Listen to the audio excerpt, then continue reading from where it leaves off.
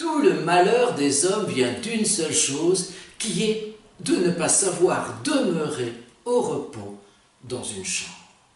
Les pensées de Blaise Pascal sont des fragments publiés en 1670 d'un ouvrage plus vaste et malheureusement inachevé qui devait s'intituler « Apologétique de la religion chrétienne ». Apologétique, voilà encore un terme bien compliqué, dérivé du grec « apologesistai », à savoir « parler pour défendre ». Ici, en l'occurrence, puisqu'il s'agit d'un écrit, écrire pour défendre la religion chrétienne.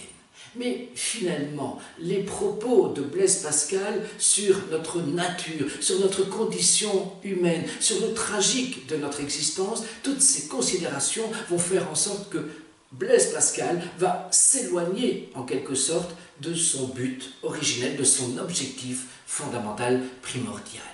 Tout le malheur des hommes vient d'une seule chose, qui est de ne pas savoir demeurer au repos dans une chambre. En fait, tout le propos de Blaise Pascal, c'est le divertissement. C'est-à-dire, divertissement, ce n'est pas seulement ce qui s'oppose au labeur, comme dans un sens actuel, non, divertere en latin, se détourner de.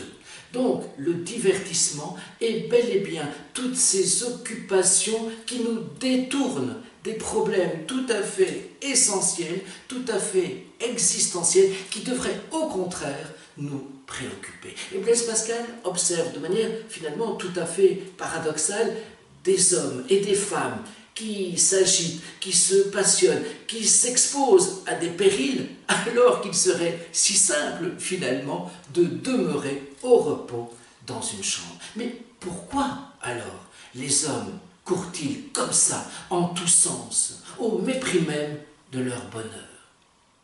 Eh bien, s'ils le font, c'est justement parce que s'ils pensent de trop à leur misère humaine, ils finissent par devenir inconsolables. Donc, le divertissement est bel et bien ce qui permet à l'homme de fuir sa condition, même si c'est mauvais, comme le jeu ou la guerre, par exemple. Mais à l'inverse même des moralistes, Blaise Pascal ne condamne pas le divertissement. Pourquoi?